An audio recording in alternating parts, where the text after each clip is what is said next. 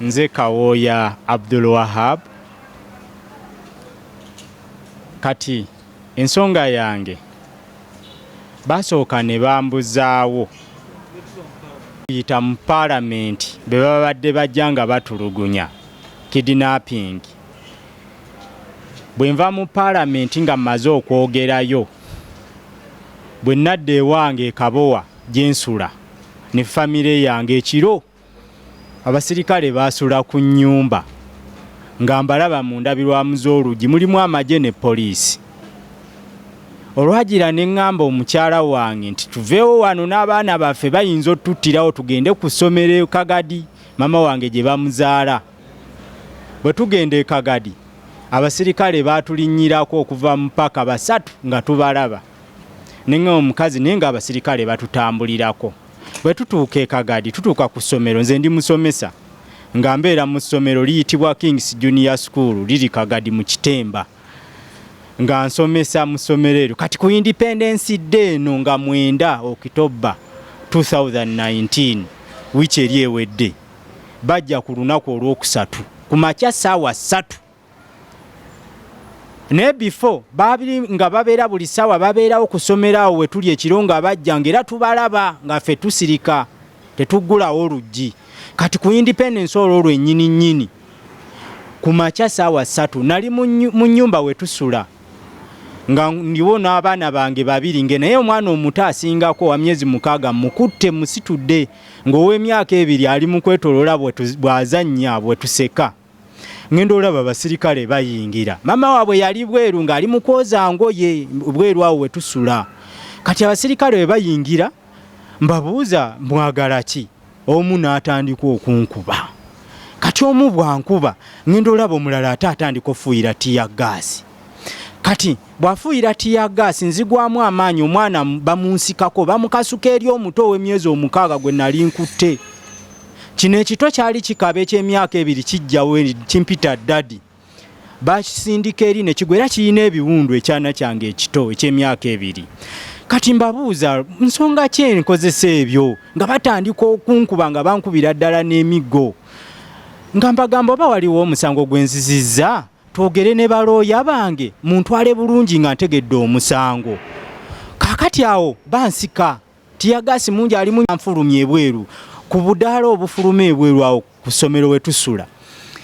Baba banfulumya bakuba amasasi, batandika okuba amasasi. Kati nengezaako buuka esasi erimu nerikwata wano ku mugulu nga liyitawo nga mbuuka nerikwata guno omugulu. Kati esasi erimu bwe limala okwata omugulu bansikambula ngenda olengera nengera madamu wange mukazi wange ali mu kulaajana waliwo omusajja amukutte nenge nkwata gy'amukutte eraga alinga ye bbaawe wansi ku ttaka.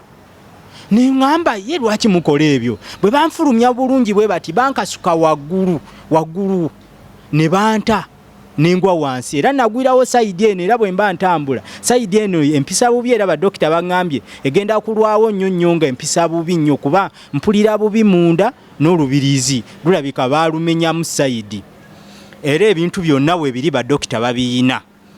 Kaakati bwe bamala okunsula wonna saddamu kutegeera. Bwe nakoma okulaba mukazi wange waliwo amulika mukutte mbeere tategeerekeka, abaana bange bali muli mutiyagaasi bakaba munda saddamu tegeera. Saddamu ngadde engulwa ategeeramu nga waliwo ekifo kye bantaddemu ruumu eri awo naye ng'ejjudde ebifaananyi ndabanga ebipapula eby'eddwaliro naye nga sitegeera oba ddwaliro ki.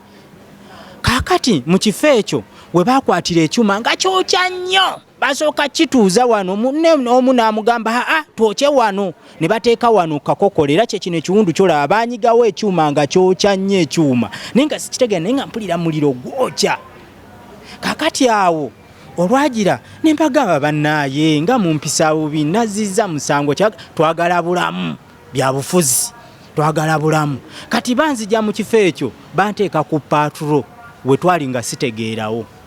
Di police station eyo yo manyi weeri police station Kagadi banteeka mu room eya Kagadi police station. Mu room eyo we banteekawo, room eyo nga bamaze okunteekawo waliwo DPC waawo DPC nga atandika agamba kati nina okukubira bakama bange kubanga ono ye tumwetaaga. twagala bulamu. DPC Wakagadi ng'akubira RDC mbwamwagala ajje DPC RDC Diso ne Giso. Era bwe bamala okutuuka awo ne boogera ebyo ne bagamba ha yono tumwetaaga afe. Kati balina ebintu bayita abasirikale ne bajjaawo nga bamaze okwogera ebintu byabwe. Abasirikale bajja babagamba ono mumutwale mu barracks gye tujja omusanga ehoyima mu barracks gye mutwala mu barracks y'amagye gye tujja omusanga. Kati bavuga patrol banvuga paka nga naye omusaayi gunjiika nnyo nga gunva matu guva mu nnyindo guyiika. Ndaba eno gye bakubye essasi wayiika. Ndaba wano we bava okunjokya. Ndaba wafudukawo omusaayi. Nembaga abannaye mumbonyaabonya ne banvuga paka Hoima Barracks. Olwatuuka Hoima Barracks bwe twatuukawo ku Barracks waliwo ab'amagye abaaliwo ne babagamba ate ono mumuleetedde ki.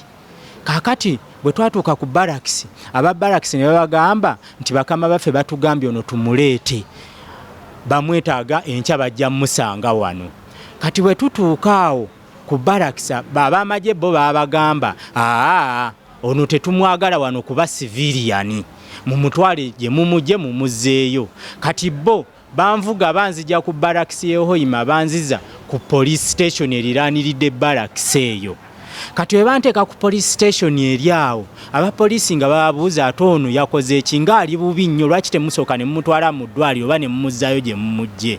Abasajja baagaana abasirikale abaali ku patrol bansuulawo ne bandekawo ne bavuga ne bagenda. Kati abapoliisi Ehoima police station bo bwe bamala okulaba nga bansudde awo mulyango gwabwe bo baagamba bannaabwe ono tumukwate ffe tumusse ku ddwaliro. Ne bankwata ne banteeka ku patrol ne bantwala ku ddwaliro eririraanye police station eyo baliyita Hoima Referral Hospital. Era n'ekipapula nkiyina lwakuba sikiyina wano wekiri ewaka Kabowa nkiyina. Kakati bwe bantwala ku ddwaliro olwokusatu olwennyini ekiro bantadde ku mpingu bansibye ebigere bansibye ne gino emikono. Kati weba Hoima Referral Hospital we bansuula awo okuva ku lwokusatu ekiro paka ku lwomukaaga ekawungeezi yalinga ssaawa emu. Ngenda olaba ndaba mama wange ali awo mukazi wange ali awo n'abaana bange bazze nabo. Kati we mbalaba ndaba bali mu kkaaba ne ŋŋamba yiki ekigenda mu maaso. Ngenda olaba waliwo omusirikale ajja nga ŋŋamba bakuntumye nga bama bagamba bamukutumya mutwala wanti ku poliisi. Kati bantwala ku poliisi era mu patrol olwatuuka ku poliisi olwatuukawo nga bampa ekipapula kino nga kuliko erinnya lye bakuutizza nga bawandiisewo eryange ne baddamu ne bagamba erinnya eddala lye sitategeera bulina oripootinga ng'ennaku z'omwezi 18 omwezi era ogwo gwolaba. Naye basazaamu n'omwaka guno si gwa 2019 basaza omwaka gwa 2018 ne bagufuula 2019. Kati bamala okukuuta ne banfoosinga n'enkubako n'ekinkumu banfoosinga bufoosinzi kuliko ekinkumu era kiikyo banfoosinga bufoosinzo kikubako era nali ŋŋaanyi nga sikola bintu bye sitategeera nga mbaga balina olaba balooya bange. Kati awo bankwasa ekipapula kino famire yange n'enzijayo neŋŋamba ono omuntu waffe yeetaaga obujjanjabi kwe kundeeta e Kampala ewaka gye mbeera badokita be bandisiivingira okwongera okufuna obujjanjabi mbeere nga ntereeramu. Naye numizibwa nnyo munda bansindika ku badokita era badokita ne batandika okunkolako. Naye obulumi obusinga badokita baŋŋambye omukono guno banjokya eggumba ne liyingira munda ekyuma kyayingira munda mu ggumba ne baŋŋamba olubiriizi luno munda banyiga kidini bazinyiga n'olubiriizi n'amagumba ne baganyiga tegateredde bulungi. Ne baŋŋamba mpoze kirala private parts zange zino era nfuka omusulo gujja n'omusaayi nyinza omala eddakiika nga 5 nga ndi awo nfuka naye ng'omusulo tegujja nkaaba bukaabi ngusiba ne gubeeraawo nga nkaaba gutonya musaayi. Kati ebifo ebyo binnuma nnyo n'ekifo kino ky'omugulu guno gwe baakubako essasi we lyayita wano nawo mpisibwa bubi nnyo bwe bulumi bwensinga okufunamu. Naye nga neetaaga obuyambi ate neetaaga ne fair justice kubanga nze kye bampandiikidde ku kino ekibaluwa kyabwe simanya desertion nze ndi wa byabufuzi. Esente obujjanjabi sente ze bwetaagisa okunzijanjaba mpone abasawo bange baŋŋambye neetaaga kutwalibwa bweru bwe mba nga ŋŋenda kutereera.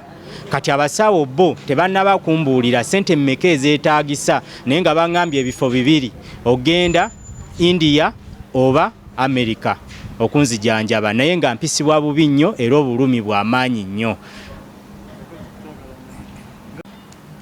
Era akakiiko ka human rights akali mu Parliament akaali kampita okwogera ku ngeri gye batokyalingamu mu ggwanga, nkakubira omulanga neetaaga obuyambi financially mu ssente ngende ebweru banzijanjabe. Ekyokubiri, famire yange eri mu kweraliikirira kuba ekyantuusibwako abaana bange balina ebiwundu ne mukazi wange namulabye ayina ebiwundu mu magulu mu bisambi, bamuyisa bubi nga bamukutte mu nkwata etategeerekeka ey'ekifumba etategeerekeka, bamuyisa bubi. Neetaaga security ennungi nno etali yakuneeraliikiriza kunteeka ku bunkenke kutuyiwa musaayi. Neetaaga emirembe gyange era njagala akakiiko kano kayambeko ne ku balooya bange emisango okufuna fair justice, emirembe gibeere nga ngifuna mu famire yange n'emikwano gyange kuba gitandise okweraliikirira egibeera nange gimanyi najyo besaawa yonna bagirumba bagitte mu ngeri y'emu gye bali mu kuntokyalinga. Kuba bano abantu bagamba